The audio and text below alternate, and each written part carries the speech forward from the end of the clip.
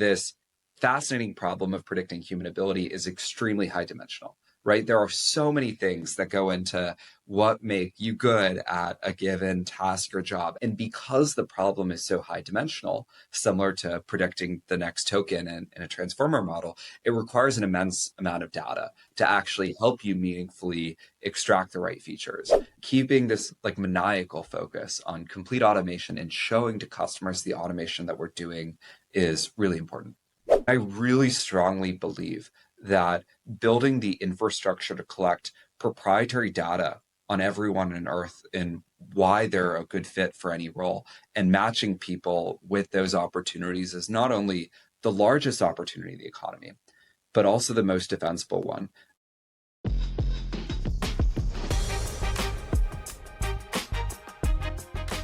Hello and welcome to 1 to 100, a podcast that takes you inside the most promising hypergrowth startups in a conversation with the founders themselves at the helm. Our goal is to give you the inside story alongside empirical analysis of a notable tech company that you might want to join. I'm your host, Usman Hanif, the author of the Why You Should Join newsletter. For those tuning in, welcome to 1 to 100, where every week we sit down with the founders of some of the most notable hypergrowth startups. My name is Usman. I'm one of the co-authors of Why You Should Join and the host of the podcast. Today's company, Mercor, is an AI-powered platform that sources, vets, and pays employees. They've gone from zero to mid-seven figures in revenue in just 1 year and work with the top foundation model and AI companies. We're super excited to be chatting with Brendan Foody, the company's founder and CEO. Brendan, thank you so much for doing this. Thank you so much for having me, Usman. I'm excited about the conversation and have listened to a few of your episodes. So thrilled to have a conversation. Awesome. Well, for starters, you guys have gone from zero to mid-seven figures in revenue in a year. Clearly, you have something that people want. For listeners who may be unfamiliar with what that is, I'd love for you to explain what is it that you guys have built that people are dying for? Yeah, so a basic way of thinking about the business is that there's this huge industry around staffing where people will manually review resumes, manually conduct interviews, and manually match people with jobs. And Mercor builds and trains models that automate all of those processes, reviewing resumes, just like how humans can go about doing that, joining a Zoom room and conducting an interview that's far more in-depth than a human is even able to do. And our most important technology is in facilitating the matching process, where we train very large models that understand all of the characteristics that predict why someone is likely to do well at a given job or task. And an interesting application of this technology is that many of our clients are hiring high volumes of expert contractors to build out human data teams, leveraging all of this infrastructure to better find the best experts in the world. I see. And so concretely, if someone was to log on to Mercor's website, what does the experience look like from the candidate's perspective and then from the perspective of the employers? Yeah, so they can go on to work.mercor.com as a candidate where they upload their resume. They'll join an interview where they can talk to an AI that will ask them questions about their projects, about the nuances of their work experience. They'll get feedback on those and then get potentially matched with a job. On the client side, they can go to team.mercor.com and they can query for any role that they want to hire for, where we have an AI-powered search and evaluation system that will recommend the candidates that have applied to our talent pool and are the best fit. So we have over 300,000 candidates that have gone through that process on the applicant side and can surface all of the best profiles for employers and companies that are looking to hire. Awesome. And so what do you think it is about your guys' experience that makes it 10x better than, say, other competition or what companies are used to doing in the status quo? Is it speed, quality, user experience? You guys have a good amount of traction and some large companies using you. Why are they picking you?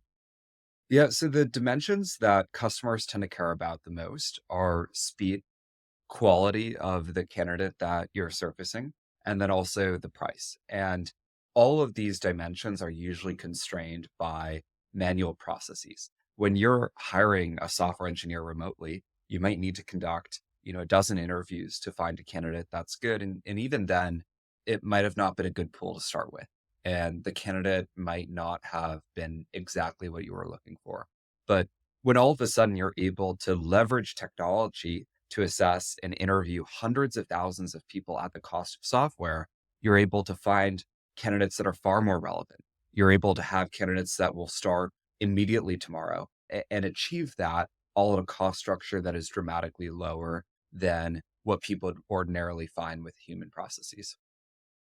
And so when we're talking human processes, you're referring to actually hiring recruiters who sit and, browse through different talent networks, say LinkedIn, and reach out, do initial phone screens and interviews. Is that what you're referring to? Yeah, that's part of it, but also even internal human processes, right? Like most founders in building a company and hiring people have to go through a huge volume of manually reviewing resumes and manually conducting interviews.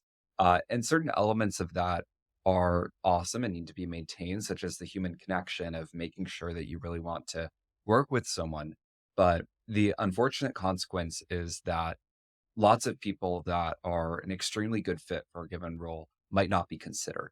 And there's not the right sort of wide net that's cast on evaluating candidates, which becomes possible when you're able to lower the cost of assessing each new candidate to the cost of software. Yeah. So I completely see it from the perspective of if you're doing this at a human level, the net definitely is smaller for what you can manage. But what about in terms of, other pre-existing talent marketplaces with pre-vetted professionals? I'm thinking like TopTal, Turing, both, at least I've seen to be pretty popular for contract software engineers, at least. How do you guys stand out from, say, some of those players? Yeah, so I'll start with Toptal and then we can get into Turing. Toptal started really as an arbitrage on Eastern European developers where they would hire people there, they would manually interview them, manually match people with jobs. And it was a much better experience than Upwork, which they were competing against at the time because they could assure a certain level of quality.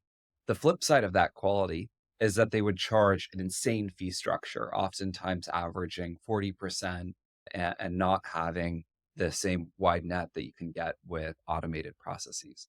And so our thought process was, what if you can take this, high service quality of Toptal and finding really high caliber candidates, but instead of having huge margins and huge fees because all of those processes are manual, doing that with software, assessing not just like thousands of people, but hundreds of thousands of people, finding better candidates at a lower cost structure, and delivering them to candidates much faster. So that's the comparison to Toptal and automating those processes. Turing started with the premise of doing a lot of automation in the late 2010s, but the challenge at the time was that LLMs were not capable enough to achieve what they wanted to, or models in general. And it wasn't until, ChatGPT and GPT-4 and all of those models being possible to fine tune that it actually became possible to assess talent at the cost of software. And so Turing built up their entire business as a manual business that was manually doing all of these processes with a lot of AI product marketing and really, really doesn't have complete automation.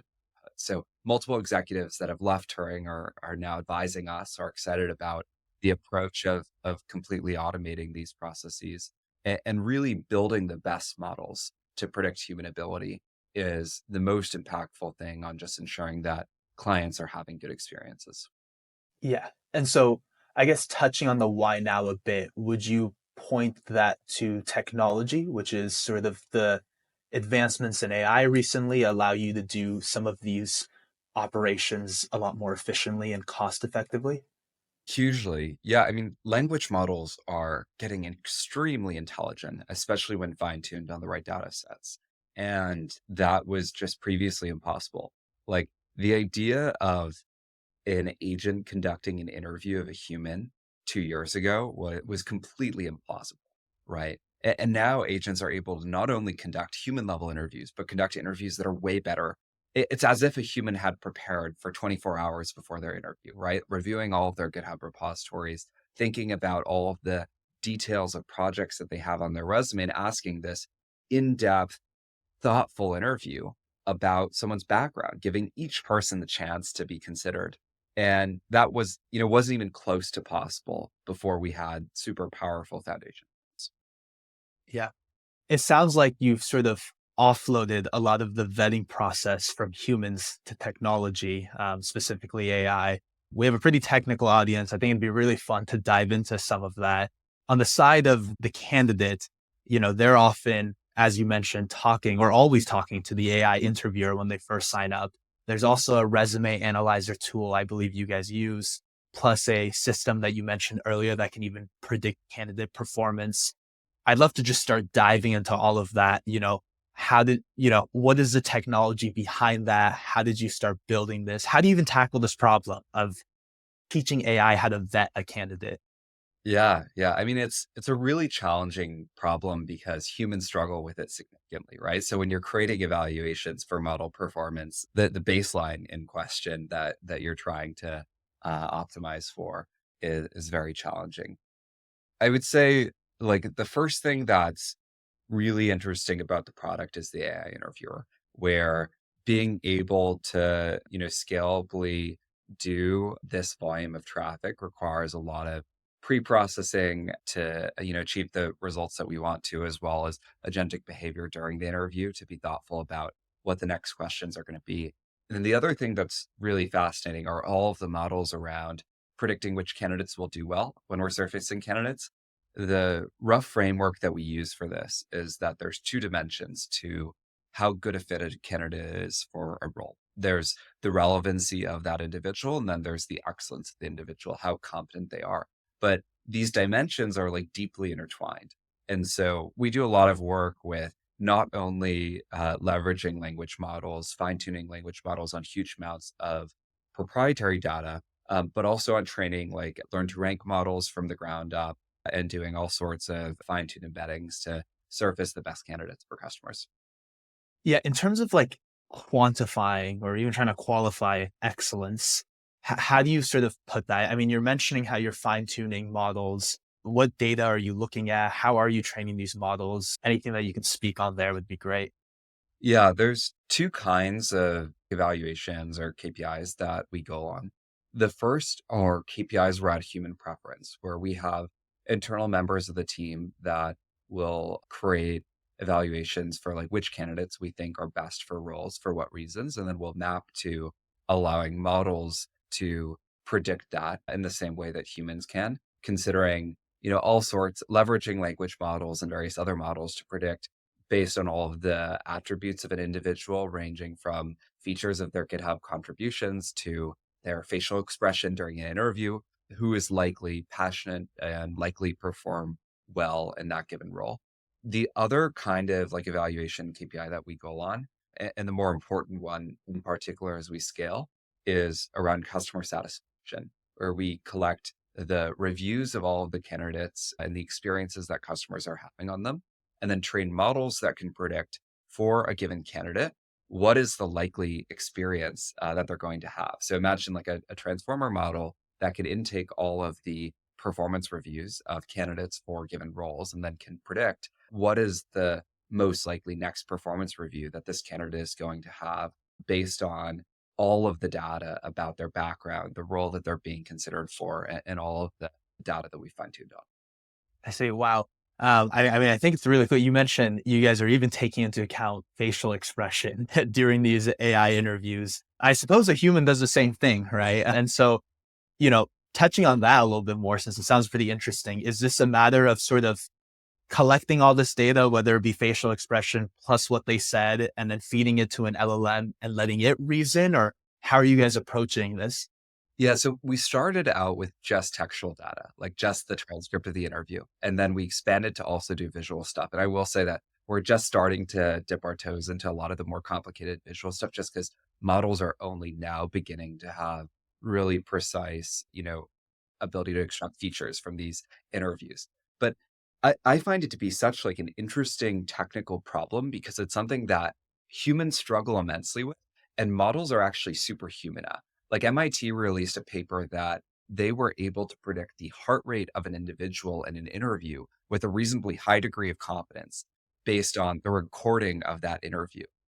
And I believe that there's all of these subtle nuances and features of the heart rate of the individual, the facial expressions they have, the tone, all of these, little nuances that actually go a long way in predicting that person's attitude, their passion, their competence, and all of these different characteristics and how they'll perform for a role. And so our focus now is in digging in beyond just what they're saying to all of the other characteristics of that individual and how all of these subtle things that are often overlooked can be priced in reasonably to predict their performance in a given task or job.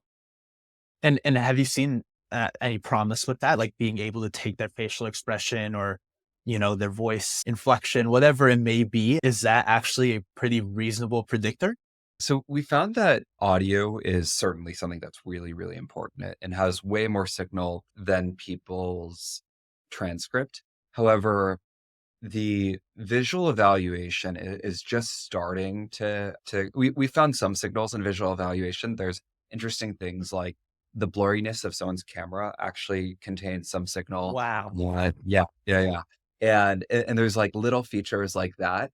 We're really just dipping our toes into the facial expression stuff. But I believe that as we get more data about this, that there's going to be a lot of signals that emerge. One thing we talk about a lot internally is that like this fascinating problem of predicting human ability is extremely high dimensional, right? There are so many things that go into what make you good at a given task or job, everything from, all of the different tangentially relevant experiences to your motivation to the manager in that job, whether they're like incentivizing you and you want to do a good job. And because the problem is so high dimensional, similar to predicting the next token in a transformer model, it requires an immense amount of data to actually help you meaningfully extract the right features.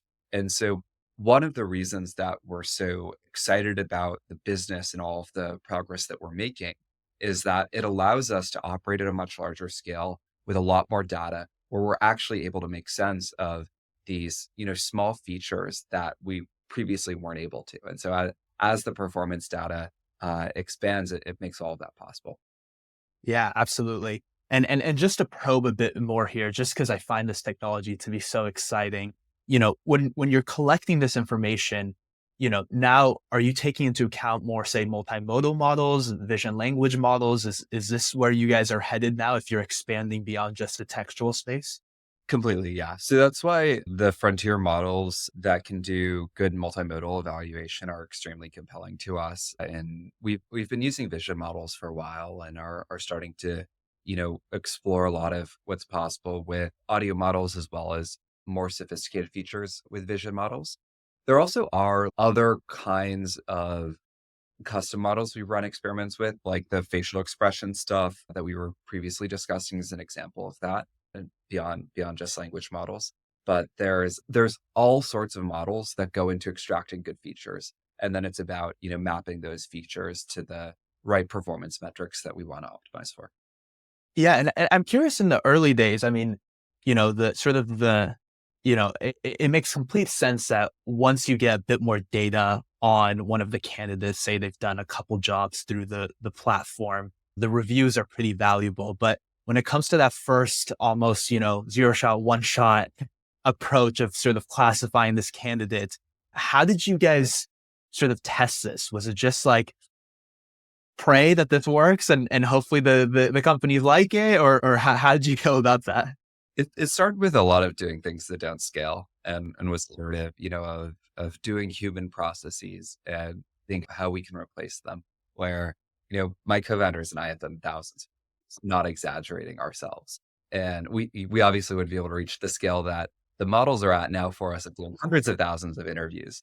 But you gain an immense amount of appreciation for like all of the different ways to optimize an interview experience and the importance of automating all of those processes. And so it started with, manually reviewing resumes and then figuring out how we can automate at least the shortlisting, even if not the final review. And then I remember for a time we automated conducting the interview, but not yet evaluating the interview because it would actually be way faster. We could just like watch interviews on 2x speed and then and stop an interview if someone wasn't good, and then pushing towards complete automation, which is where we're at.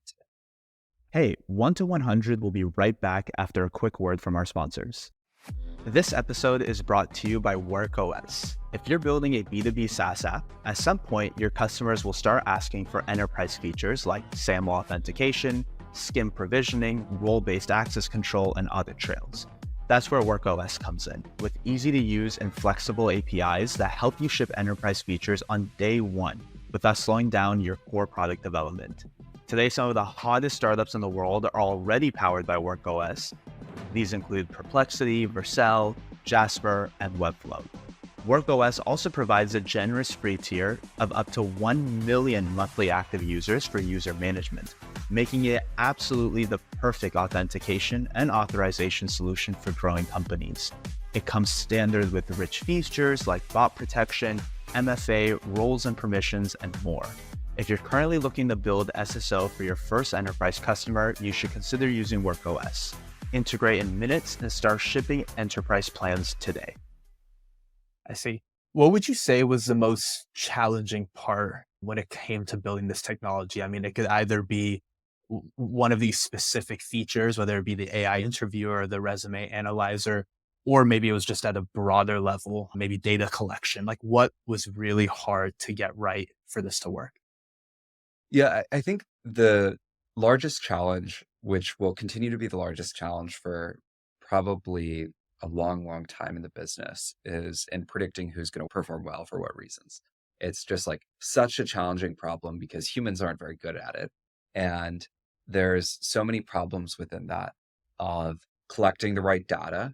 Data is like super subjective, and you want to be very thoughtful about, minimizing bias and having peer review on all of that data and having experts that have deep expertise in the domains that the person is discussing, all the way to model architectures, to different approaches and training them, and just optimizing that model to be as predictive as possible is, I think, the most interesting as well as the most challenging problem in the business. And what would you even start to lay out as potentially a moat? I assume that maybe some of these other players that we previously mentioned might be thinking of, hey, we should maybe use some AI here as well. I believe I've heard maybe a couple other startups have at least looked at the space, maybe none with as much traction as you guys. But how do you think about that, like defensibility? Yeah. So there's two modes that come with a business, and then I'll give a spiel about like my broader take on why labor aggregation is such a large opportunity. The first one is the marketplace, which is that when you're facilitating transactions and you build up a large amount of supply side and a large amount of demand side, there's network effects in strengthening each other. And so as we get larger and larger, that makes facilitating transactions even easier, and it makes it even more challenging for our competitors. The second mode is around a usage data flywheel, where we're able to learn from not all, but most of our customer interactions to predict based on, the previous 1,000 roles that we placed, who is likely to perform well at the next role. And that can be really, really powerful, especially as we start reaching for placing millions of candidates. Because if others don't have that performance data that's structured in the right way to train an LLM, then they're not going to be even close to competing on the same dimension. I think like at a high level, the reason that I'm so interested in the labor market is that it's the largest market in the world and also the most inefficient. And I really strongly believe that building the infrastructure to collect proprietary data on everyone on earth and why they're a good fit for any role and matching people with those opportunities is not only the largest opportunity in the economy, but also the most defensible one, because it's predicated around really strong network effects and proprietary data to support them. And so I think the defensibility of the business is actually one of the things that made me so excited about Mercor. And from the perspective of the employers who are using you guys, Beyond just doing the vetting for them, which therein allows them to just, in theory, see a lot more candidates, is there other things you offer on the platform that's attractive and makes them use you guys rather than other talent marketplaces? Yeah, so we also facilitate all of the payments and international compliance associated with these transactions. The reason that we do that is twofold. The first is that this is the solution customers want. They don't want to have to deal with all of the overhead of using different tools, onboarding people, having their own documents. They just want to press a button and have that person ready to go on their team, which is the experience that we deliver for them. And the second thing is that through seeing the entire life of the transaction of how long a customer is working with a candidate, how that experience is going, it allows us to collect really valuable data. And that speaks to the performance data flywheel that we were talking about earlier. If we were to say just be like LinkedIn and have a candidate that a recruiter can search for and not get any data beyond that, we wouldn't get the most important part of that transaction, which is the ability to predict how well a candidate is going to do. And so, really being with a customer through the complete life cycle of seeing their problem in the initial steps and how the solution ends up playing out, obviously, in this case, talent, is immensely important for the data that informs all elements of. And for these companies, where does a lot of the cost effectiveness for them come from? Yeah, so reducing the reliance on recruiters is huge. Another big thing is allowing them to unlock a lot of undiscovered talent internationally. One thing we've found is that many people like the idea of hiring someone in India or South America or Europe or wherever because of better price performance in terms of hiring a better engineer or, technical project manager that can do a good job, will work super hard and not cost as much money. But then they'll have experiences that are more mixed than people they might find in Silicon Valley. And our core belief is that there is incredible talent internationally, but it's not as dense as the talent you find in Silicon Valley. And when you're able to automate the process of assessing that talent, solving this talent density problem, then you're able to find the diamonds in the rough. You're able to find the people no one else is considering and just create incredible experiences for both sides. Like, I can't tell you how many stories we've had of people we've hired from parts of India in particular that are phenomenal engineers. Honestly, like much better than many engineers we work with in Silicon Valley, aren't given opportunities, even remotely in the same ballpark. And through allowing them to discover these opportunities, it changes their lives. And the idea of doing that for like a given individual is really fulfilling. But the idea of scaling that for thousands or millions of people is even more meaningful. How do you kind of show to these companies that the technology that you have built for vetting is, up to par, it's up to standard? I'm curious what that sales cycle almost looks like. It's funny because there's so many companies out there now, especially that say that they're AI companies, right? And how they're using AI to help solve a customer problem. And we took this really unique approach, which is instead of just saying we're an AI company and then sending them a resume, we showed them what we were doing. We showed them like why we're selecting candidates. We showed recording of the AI interview that's being conducted of the candidate. So clients can watch that interview, see that it's a thorough interview and decide, whether or not like our vetting was thorough enough based on that. We show them the, analysis of the work experience of that individual that has the GitHub contributions that we're assessing, as well as a summary of why we selected that individual for their query. And so I think that in demonstrating technology rather than just talking about it, it becomes much more powerful in customers believing that you're leveraging things at the cutting edge to create good experiences. So if you're offering AI, you're also citing your sources to almost ensure that the AI is working. Exactly, exactly. It's really, really important, right? Like I think customers over time can build a lot of trust in us, but it makes sense that they would want to double check, especially as they're getting started. And so we really facilitate that versus other players in the space, which we talked about earlier, have so much branding as AI companies. And we've talked to, executives at all of these companies that corroborate that they're not AI companies. They just talk about it. and they're not actually automating these manual processes because they've built their entire businesses around services, not around product.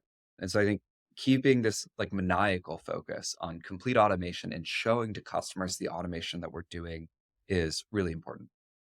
Yeah. And you mentioned sort of the international talent space almost being a niche for you guys. Would you say that is sort of the wedge right now? What are most people using you guys for? Is it to hire folks internationally? And then if so, what type of roles are they hiring? Yeah, so we initially hired a lot of people, particularly in India, software engineers in India. Then we expanded to all countries, and now we're expanding to all domains. So while majority of our business is still software engineers, and we've hired well over 1,000 software engineers, it's now expanding into many, many other domains, all sorts of business roles, into medical, legal roles, etc. And the reason is that the technology is really broadly applicable. When you are able to conduct a really good interview of a candidate and you're able to evaluate the resume really well, it's applicable to a lot more than just software engineering. And actually, the other thing I'll mention on this, which is like a really interesting technical point, is that there's a lot of transfer learning associated with making predictions across different kinds of roles.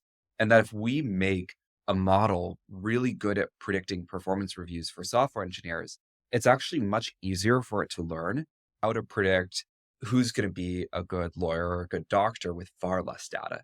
And so this really goes to show how interesting the usage data network effect is as we expand all of these new roles, all of these new disciplines within the economy. Yeah, that was actually going to be my next question about sort of how easy it is to move across domains, right? If you're fine tuning these models, do you have to keep it specific to, say, software engineers? And I'd also be curious for you to touch upon that a little bit. I mean, it sounds like if you're taking into account data points like how nice, like how well their camera's working, it maybe speaks to intangibles more than even something specific. How do you see that sort of playing out for all industries? Like, how do you expand to hiring lawyers on top of software engineers? Yeah, so we have to create labels and new domains such that we're like well positioned for them. And it's difficult to like say we wanted to add a new entirely unique domain without any labels, the models would probably struggle a little bit. However, if there's some overlap in domains or we add a small amount of like fine tuning data to the models at different parts in the stack, it's able to unlock a lot of new abilities. And so that can be really, really exciting. And yeah, it's super contextual to the role, and models are often unpredictable. So there's like scaling laws around all of this kind of stuff. And the more data that we get on software engineers, the better the model gets at evaluating all other roles. So serving a new role would sort of require collecting a bit more data on that and perhaps fine tuning again. But oftentimes not as much as people would think.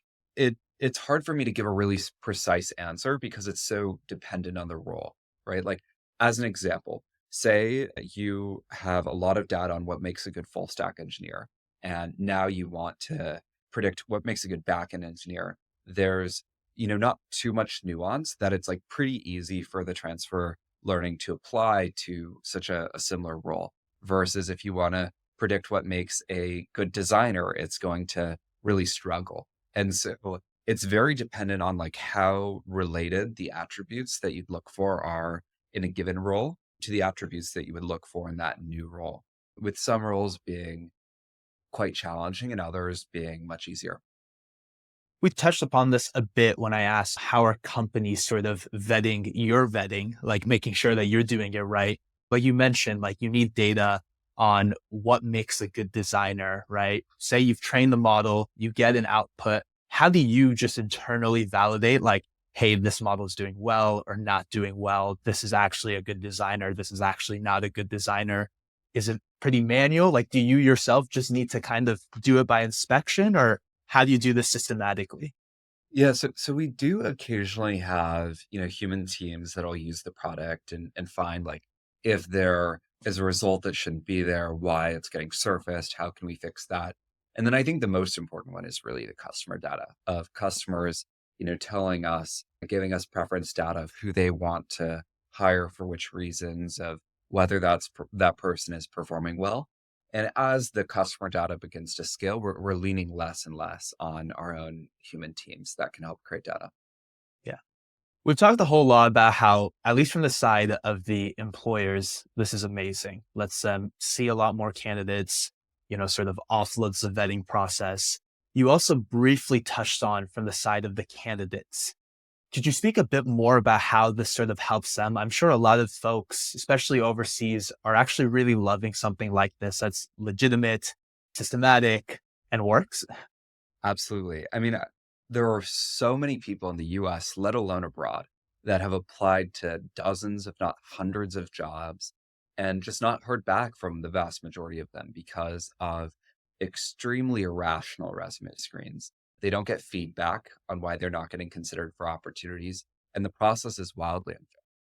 But when you're able to lower the cost of assessing talent to zero and do so in a centralized fashion where they apply to one platform that can facilitate transactions with hundreds of companies, it just makes it a way better experience. So I think the two things or three things that candidates love about our platform are, first of all, that we consider everyone in a fair way, not just based on the credentials on their interviews or on their resumes.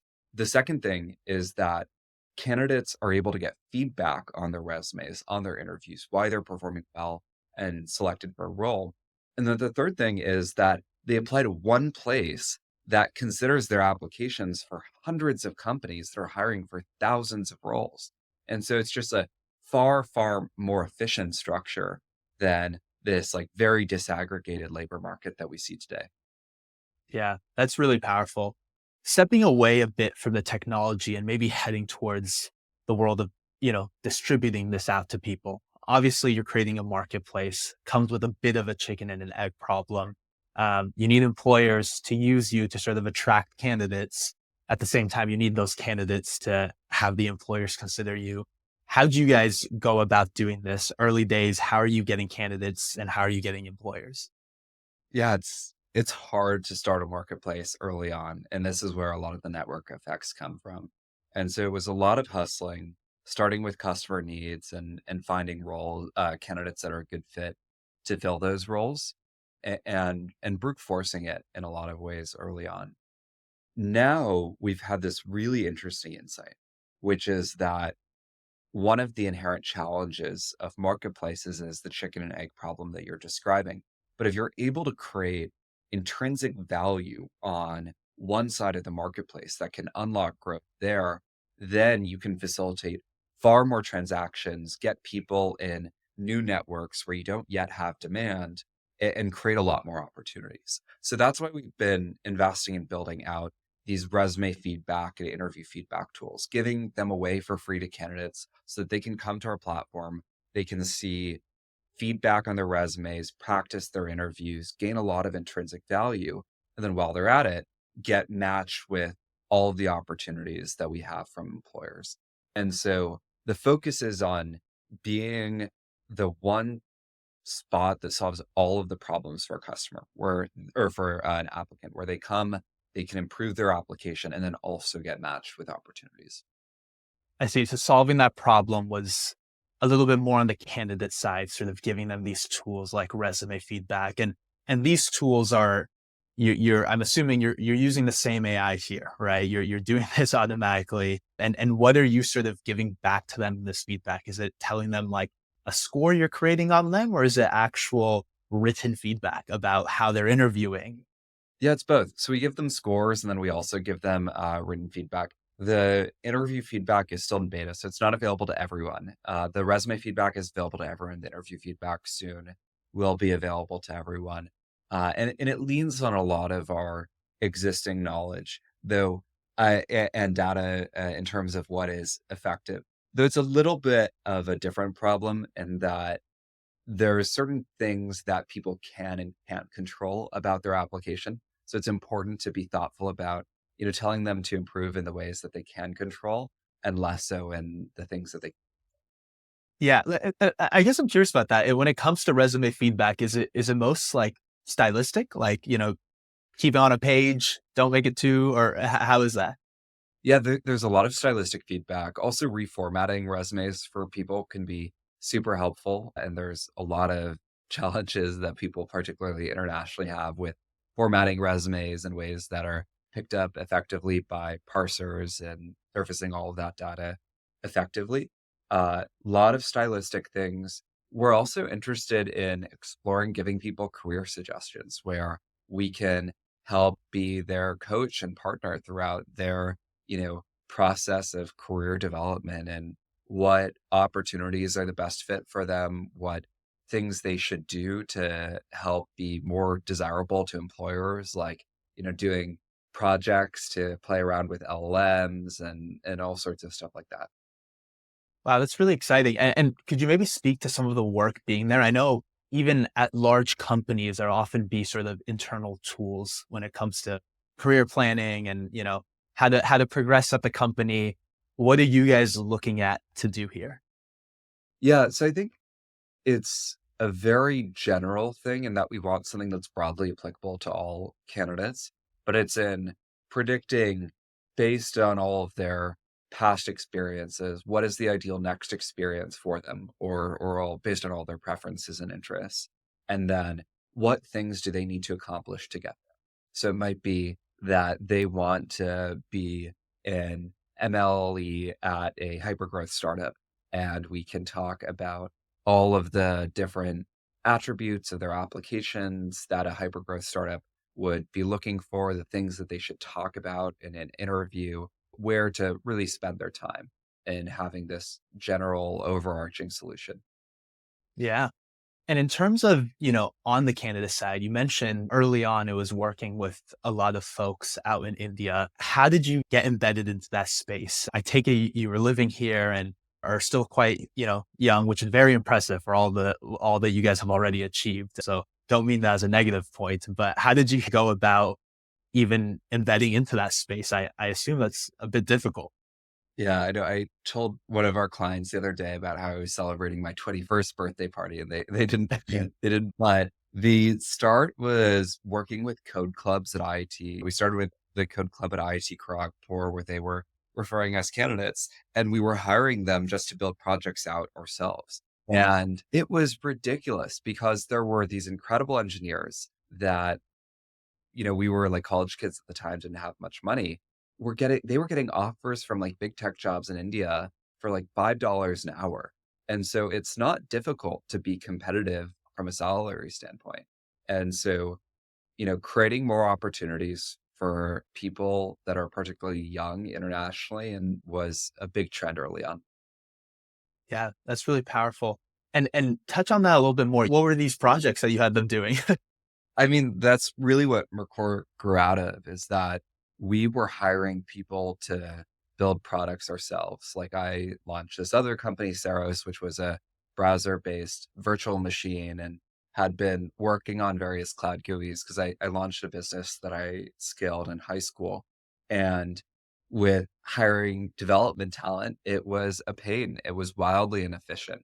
And so we built the product for ourselves, trying to make that process more efficient, and that went pretty far. Oh, wow. So Mercor came out of a problem that you were personally facing. Yeah, exactly. And another interesting thing is we've used the product to hire over 20 people to our internal team. So like, and like actively hire tons of people using the product. And so we're huge believers in this just being an efficient way to build out a company.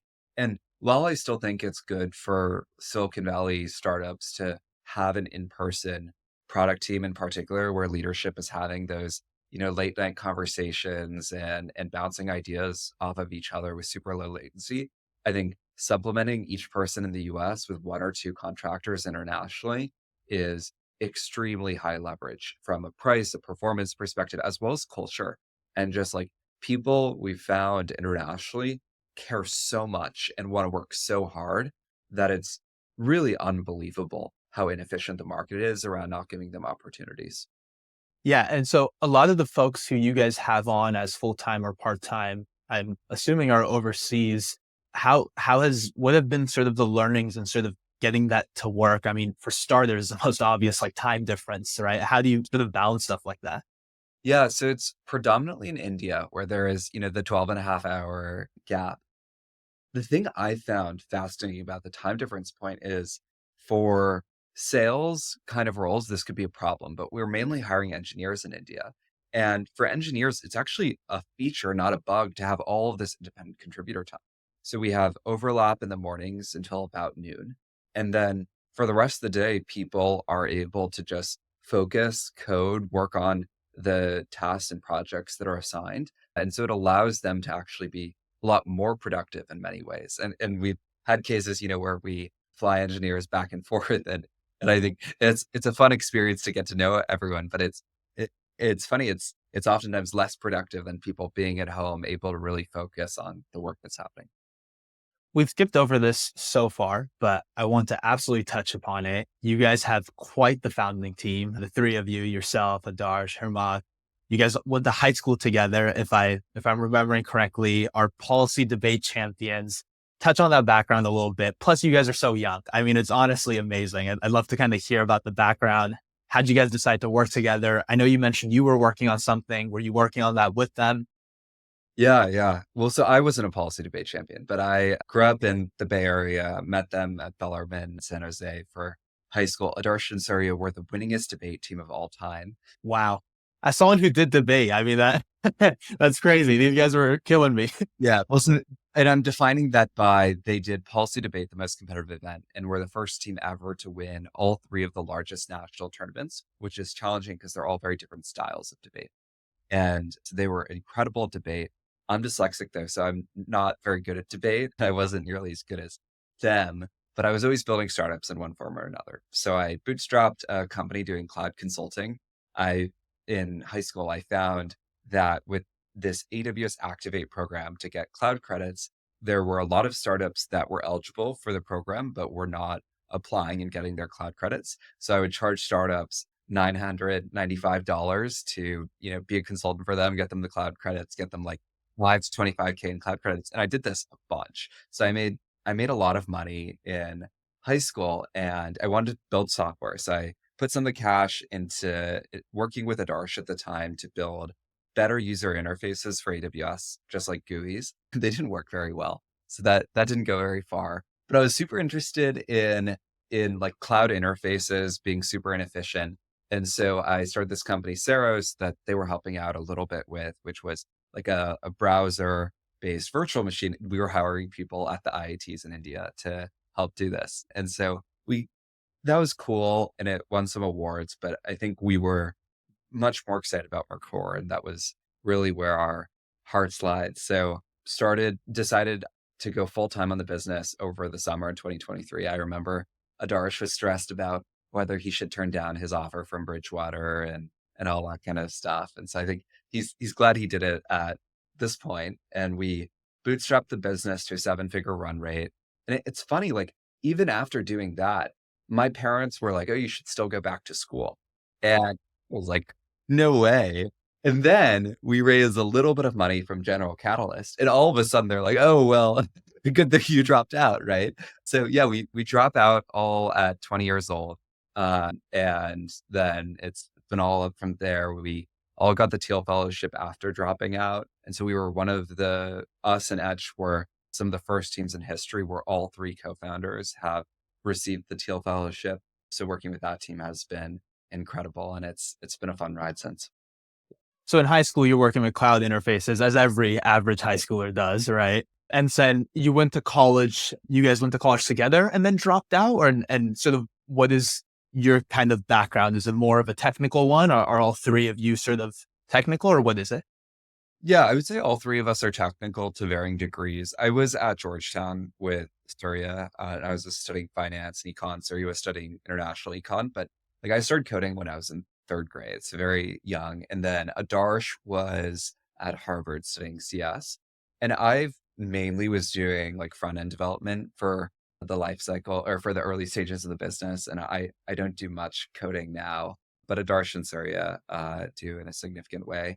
And so yeah, I actually never originally wanted to go to college. I refused to apply to schools and my parents were not excited about that. And so I appeased them and applied at the last minute. And I told them I would drop out the entire time.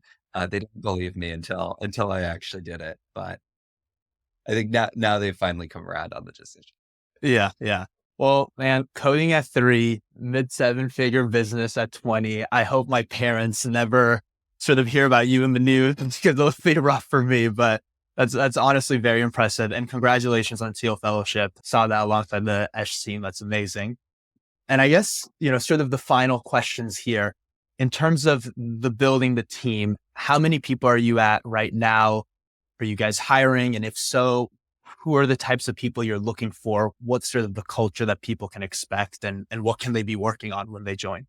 Absolutely. So we're at 11 full-time employees in the US, as well as about 20 contractors internationally in India, and we're hiring hugely. We have, big things to announce soon, not yet on the fundraising front, and are really stepping on the gas with full stack engineer hires, machine learning engineer hires, as well as operations people to help out with managing engagements with clients, particularly large foundation model customers. So there's a lot of interesting aspects on that. And I think anyone who's looking for a really intense environment of working super hard that has an exceptional background, not per se on the resume, but just having worked on very cool things, it is certainly someone we'd love to talk to. So feel free to just shoot me an email at brendan@mercor.com, and I would love to chat and hopefully explore adding you to the team.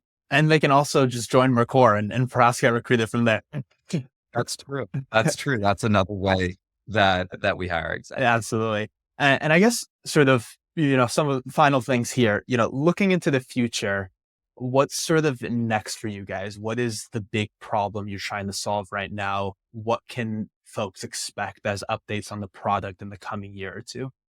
Yeah, there's this recurring effort to improve the models of the product. And so that's very significant and ongoing. Then the other one is just a whole new suite of feedback tools, ability to share profiles on the applicant experience. I think changing the applicant experience from a application process to a platform that people can interact with, that they can visit on a regular basis is one of the largest changes that the large volumes of users are going to be seeing soon. That's awesome. Well, Brendan, thank you so much for taking the time. As mentioned, anyone interested, please check out Mercor. If you're looking for a job, definitely use them. And if you're interested in Mercor, feel free to reach out to Brendan directly. It was so great having you here and best of luck in the future. Absolutely. It was a wonderful conversation and I appreciate you having me. Awesome. Thanks for tuning into this week's episode of 1 to 100. Please send it to any talented operators looking to join their next company. Ratings and reviews are extremely helpful for a new podcast, and you can let us know which other companies you'd like us to profile. 1 to 100 is a podcast from the Why You Should Join newsletter and Turpentine, the podcast network behind Econ 102, Complex Systems with Patrick McKenzie, Turpentine VC, and more shows for experts by experts in tech.